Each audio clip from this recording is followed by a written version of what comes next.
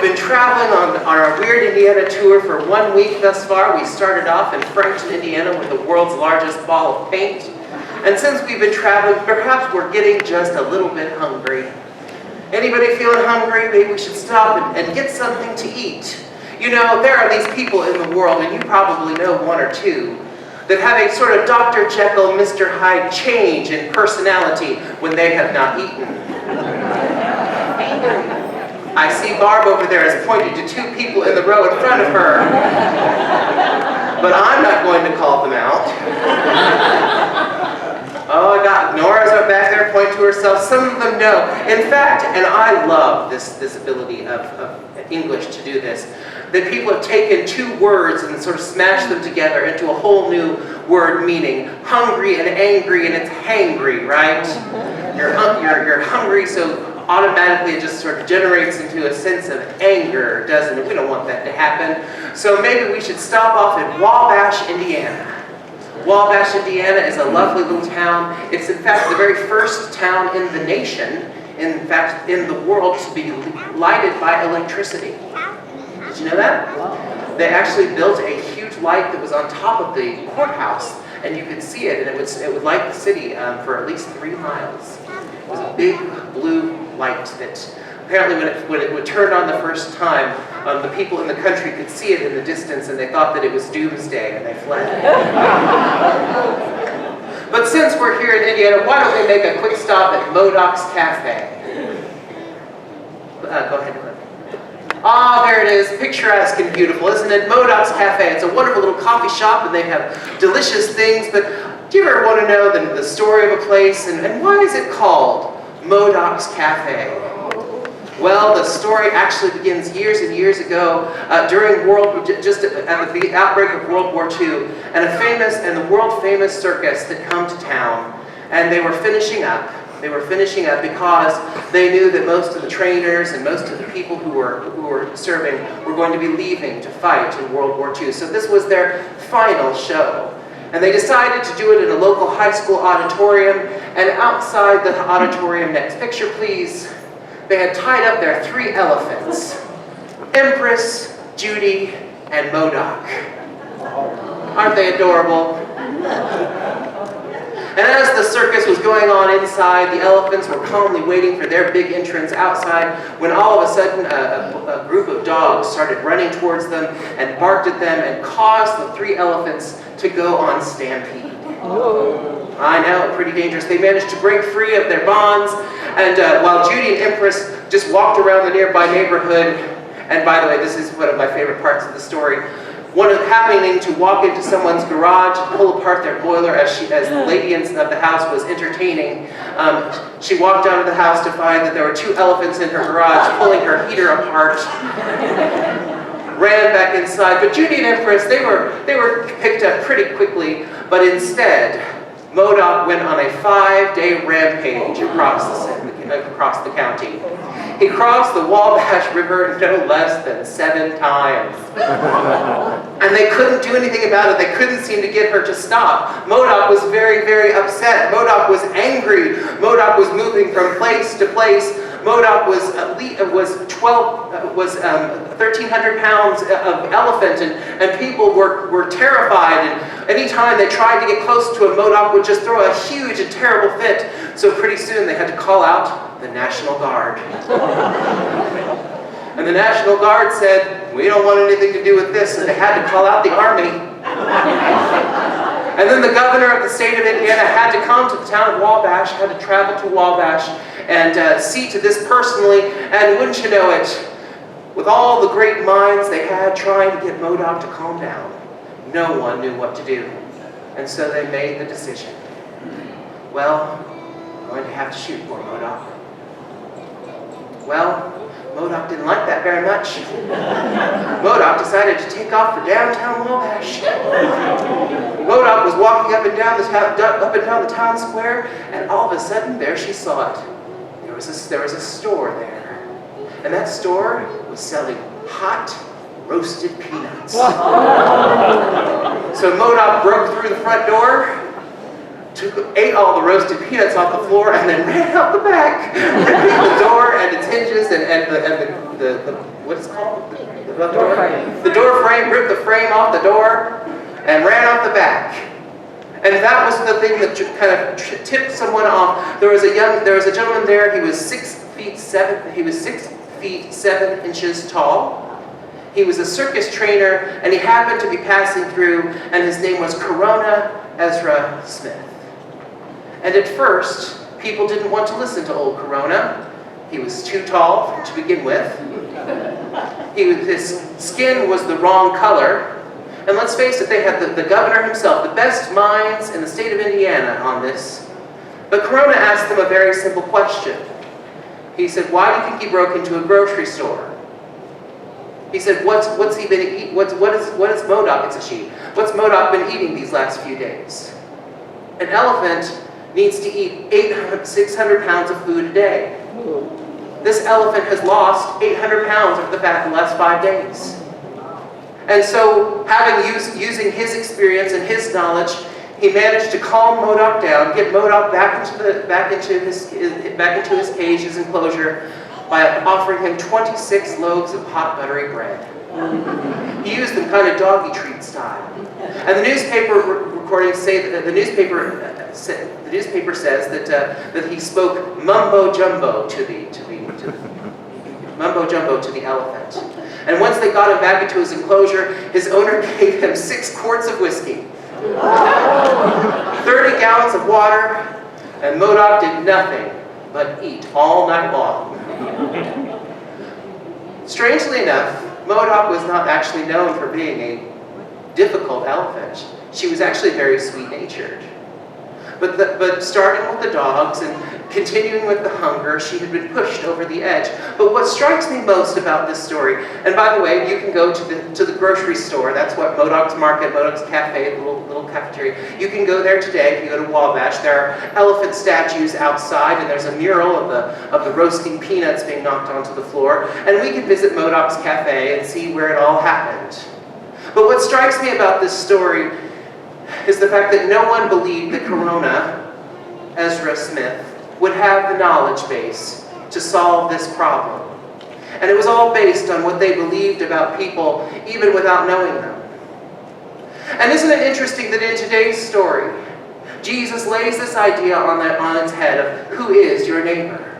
I actually kind of love this story because it's one of those moments where Jesus is sarcastic. Here Jesus is, and the Samaritans are there, and the Sadducees are there, and I always kind of imagine Jesus being at a buffet for some reason when he's telling the story, like he's trying to fill up his plate, and this gentleman is bothering him.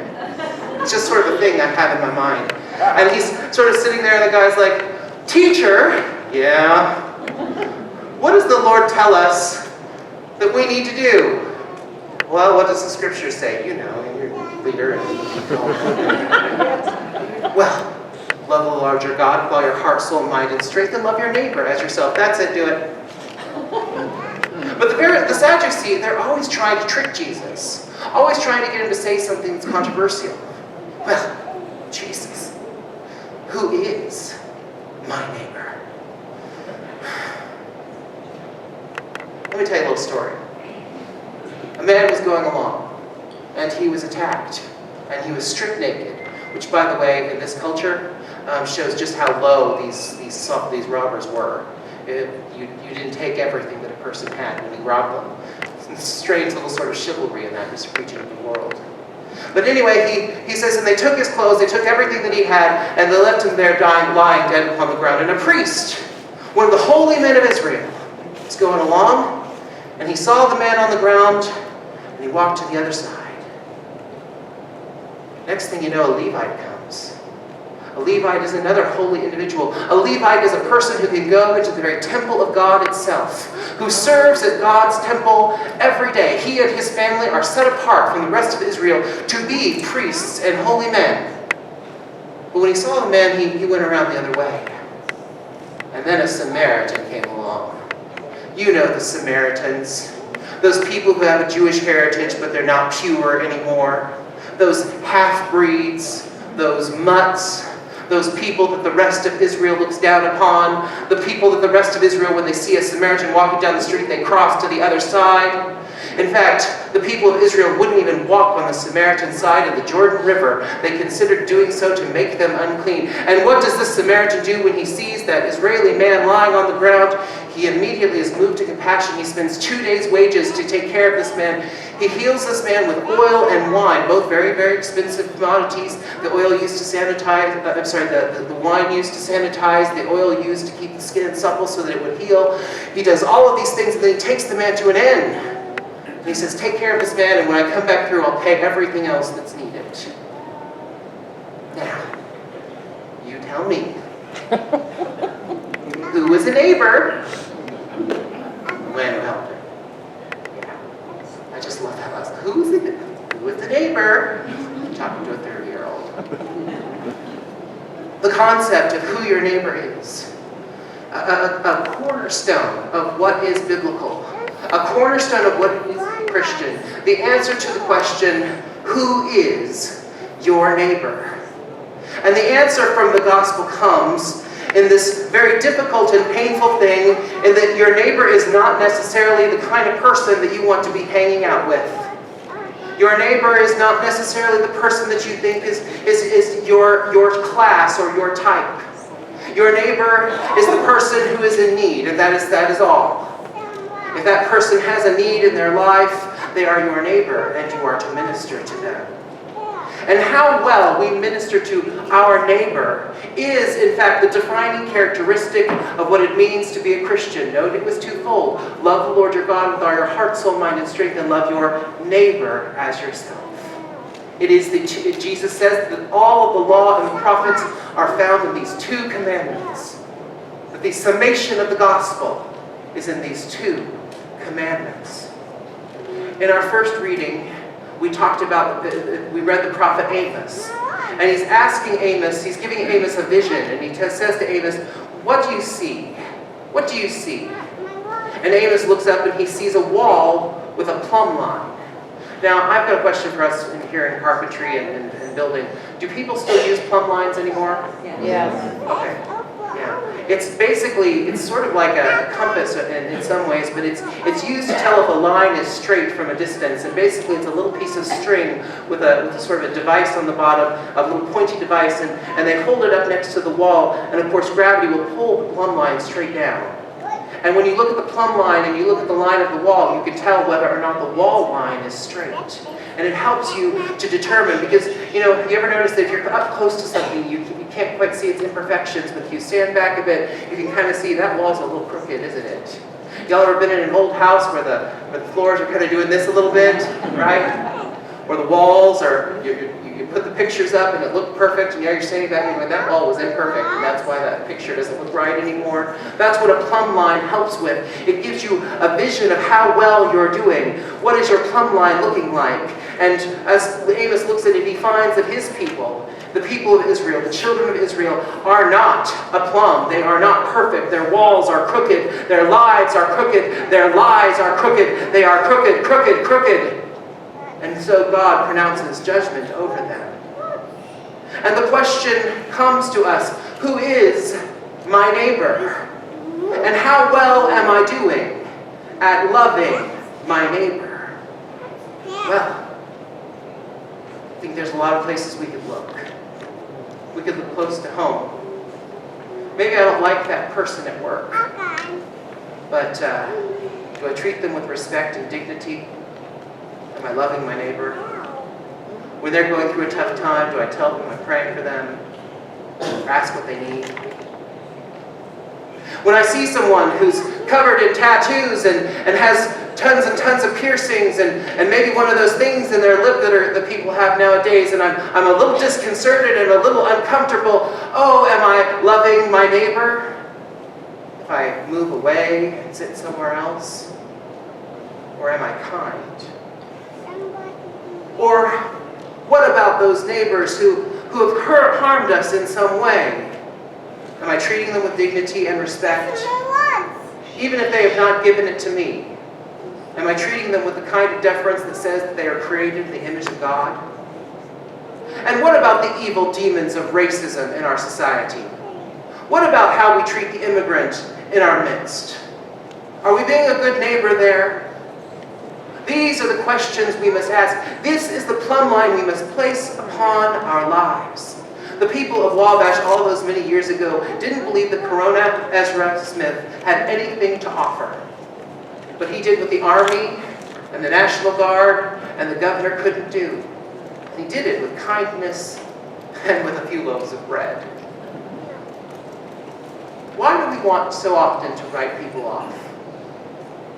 Why do we want so often to decide who has value and who doesn't on such superficial and ridiculous things as we do? Why do we not love our neighbor? The reality of this is that we absolutely must. We must love our neighbor. It is the cornerstone of the gospel. So ask yourself, both in your own personal life and in the life of your nation, how are we doing? Hold the plumb line up to your heart and ask yourself, how are we doing at loving our neighbor?